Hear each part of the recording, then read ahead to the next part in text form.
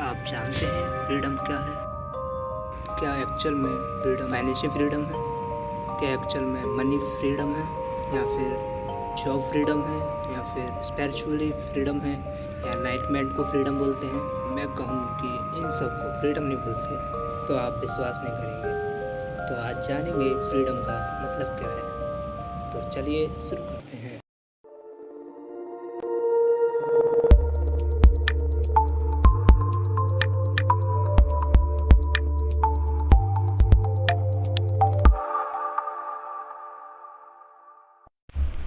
Freedom से पहले हमें यह समझना पड़ेगा कि एक्चुअल में हम फ्रीडम क्यों होना चाहते हैं। इस सवाल से स्टार्ट करते हैं कि हम प्रॉब्लम में ही क्यों हैं, ये प्रॉब्लम बन कैसे रही है।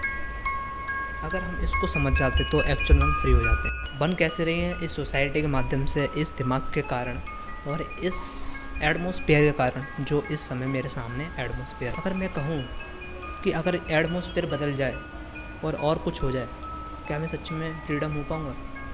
मैं कहूँगा नहीं। उस दूसरे एटमॉस्फेयर में तुम अलग तरीके से रिएक्ट करोगे, और कहीं ना कहीं अगर तुम लगातार अलग अलग एटमॉस्फेयर में अलग अलग रिएक्ट करोगे तो तुम कभी भी फ्री नहीं हो पाओगे।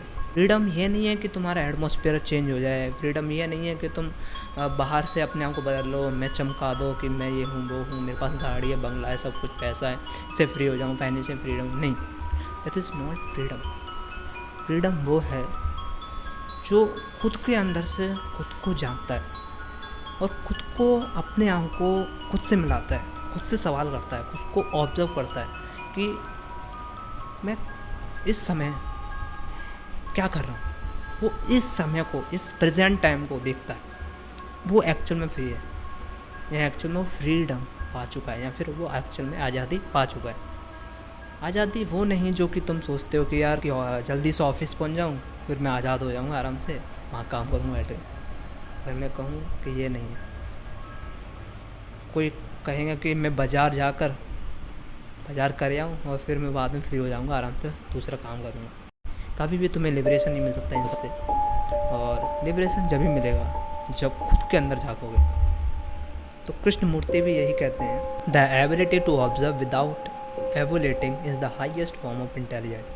जब तुम अपने इमोशन, अपने थॉट को सिर्फ ऑब्जर्व करते हो, बिना जज किए, बिना रिएक्ट किए, तब तुम अलग होने लगते हो, और वही एक्चुअल में एक फ्रीडम कहलाती है। फ्रीडम खुद को जानना है, खुद को पहचानना है, और ओशो भी यही कहते हैं, चॉइसलेस अवेयरनेस, जहाँ तुम किसी भी थॉट को ना रोकते हो, पकड़ते हो, यही एक्चुअल में फ्रीडम है।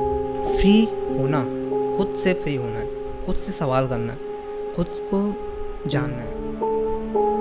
मैं कुछ स्ट्रेटजी बता देता हूँ कि कैसे तुम अपने आप से फ्री हो सकते हो, या फिर खुद से एक फ्रीडम या फिर लिबरेशन पा सकते हो। फर्स्ट स्टेप, खुद से रोज सवाल करो, आत्मनिरीक्षण करो, खुद को जानो, खुद के साथ टाइम बिताओ, लोनलीनेस, खुद के साथ बैठो कि तुम हो कौन, तुम कर क्या रहे हो, क्या तुम शरीर हो, क्या तुम आत्मा हो, भगवान क्या है, तुम क्या हो, तुम्हारे थॉट क्या है, और तुम्हारी बॉडी क्या है, तुम एटमॉस्फेयर में कैसे बदल जाते हो, तुम्हारा गुस्सा क्या है, तुम्हारी हंसी क्या है, क्या तुम्हारे इमोशन है, क्या तुम क्यों सरप्राइज हो जाते हो, अपनी तरफ खींच लेते हैं, उन सबको तुम समझते हो। उससे सवाल करो, तब जाके एक फ्रीडम पा सकते हो। दूसरी स्टडी ये, एक डायरी लो और उसमें लिखो कि आज मैंने अपने आप से क्या पूछा और क्या जाना।